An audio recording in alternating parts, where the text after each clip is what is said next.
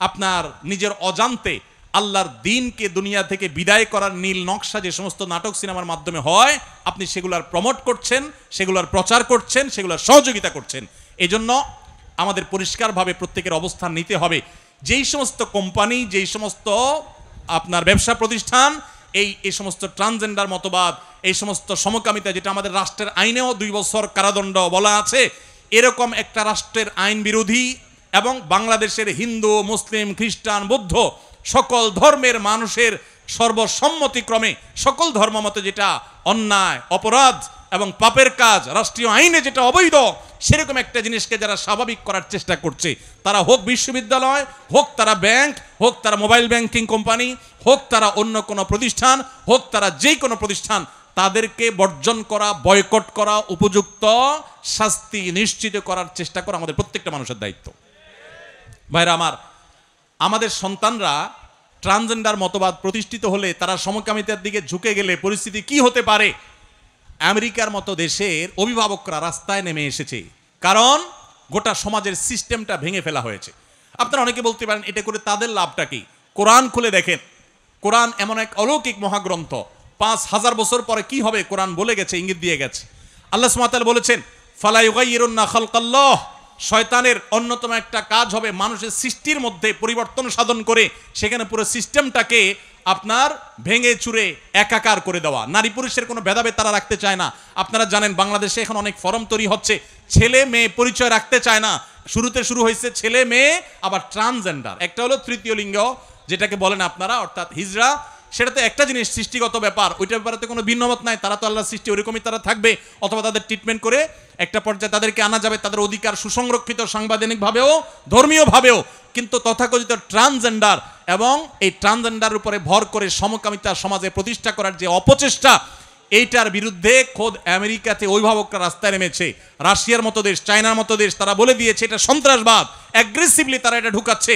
অনেক গার্মেন্টস প্রতিষ্ঠানকে, মালিকদেরকে বাধ্য করা হচ্ছে, আপনি সমকামিতাকে সমর্থন করেন কিনা, তাহলে আপনাকে ফান্ড দেয়া হবে, আর না হলে দেয়া হবে না। তারা নারী পুরুষের পরিচয়কে একাকার করে দিয়ে এখানে যে বিশৃঙ্খল পরিস্থিতি তৈরি করতে চায়, আল্লাহ বলেছেন এটা শয়তানের এজেন্ডা।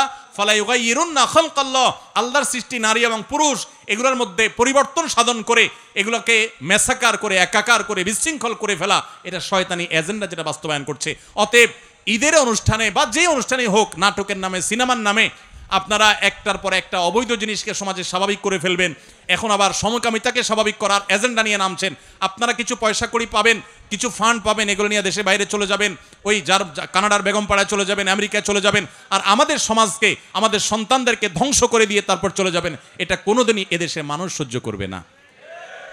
অতএব রাষ্ট্রবিরোধী, আইন বিরোধী এই সমকামিতাকে যারা প্রমোট করছে, তাদের ব্যাপারে আমাদের সাবধান হতে হবে, সতর্ক হতে হবে, দায়িত্বশীল হইতে হবে, এবং আমাদের প্রত্যেকটা মানুষকে তাদেরকে বর্জন, বয়কট সর্বতভাবে করতে হবে। শয়তান এসে বলবে আমি একা বয়কট করলে কি হবে? আপনি আপনার দায়িত্ব পালন করেন, কি হবে না হবে আপনার দেখার দরকার নেই। আপনি আল্লাহকে বলবেন, আল্লাহ আমি আমার চেষ্টাটুকু করছি। করা যাবে না ইনশাআল্লাহ? আল্লাহ আমাদেরকে তৌফিক দান করুন। ভাইরা আমার, শেষ প্রশ্নের উত্তর দেই আমি, কারণ আমাদের হাতে আর সময় নাই। মহিলারা মাসিক অবস্থায় মুখস্থ থাকা কোরআন তেলাওয়াত করতে পারবেন কিনা, যেহেতু কোনো নারীর প্রশ্ন সম্ভবত, এটার উত্তর আমরা দিয়ে দিচ্ছি।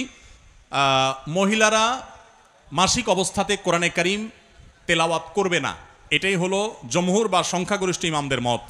তারা চাইলে তেলাওয়াতের অডিও ইত্যাদি শুনতে পারবে, তারা চাইলে ইসলামিক বই পুস্তক পড়তে পারে, কোরআনের তাফসির গ্রন্থ পড়তে পারে, হাদিস গ্রন্থ পড়তে পারে, কিন্তু সরাসরি কোরআন তারা তেলাওয়াত করবে না অপবিত্র অবস্থায়, বরং পবিত্র হওয়ার পর তারা তেলাওয়াত করবে। এটাই বিশুদ্ধতর মত, যদিও ইবনে তাইমিয়া রাহমাতুল্লাহ সহ কোনো ইমামদের মতে সেটা করতে পারবে। বিয়ের কাবিন কি বাকি রাখা যাবে? কিছু বিয়ের সময়, কিছু পরে। বিয়ের কাবিন বলতে এখানে মহর বুঝাইছেন। বিয়ের মহর বাকি রাখলে বিয়ে হয়ে যাবে, বিয়ের মহর বাকি রাখলে বিয়ে হয়ে যাবে, কিন্তু মনে রাখতে হবে বিয়ে করে মহর বাকি না রেখে নগদ আদায় করে দেওয়াটাই উত্তম। ফাতেমা রাদিয়াল্লাহু তাআলা আনহার বিয়ের সময় আলী রাদিয়াল্লাহু তাআলার উপরে যে বিয়ের মহর ধার্য করা হয়েছে, ফাতেমা রাদিয়াল্লাহু তাআলা আনহা নিজে প্রিয় নবী সাল্লাল্লাহু আলাইহি ওয়াসাল্লামকে, তার বাবাকে বলেছেন আমার বিয়ের মহর যেন আগে পরিশোধ করে দেওয়া হয়।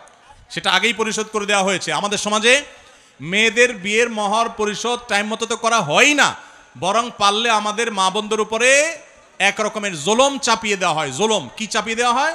জুলুম কিভাবে? মহর তো দেওয়ার নামগন্ধ নাই, ধরে 20 লাখ 20 লাখ 30 লাখ, আপনাদের চিটাং এগুলো আরো বেশি, 20 লাখ 50 লাখ 1 কোটি টাকা মহর ধরে, ওই ছেলের পেটে পাড়া দিলে 10 টাকা নোট বাইর হবে না। কিন্তু মহর ধরে কত? 10-20 লাখ 50 লাখ। এটা জায়েজ নাই ভাই। যেটা পারবেন সেটাই মহর দিবে, ধার্য করবেন, এবং মহর নগদ দিয়ে দেওয়া উত্তম। হ্যাঁ, বাকি রাখলে বিয়ে হয়ে যাবে, কিন্তু বাকির নাম ফাঁকি যেন না হয়। যথাসম্ভব দ্রুততার সাথে সেটা কি করতে হবে? আদায় করতে হবে। আল্লাহ আমাদের সবাইকে বুঝ এবং আমল করার তৌফিক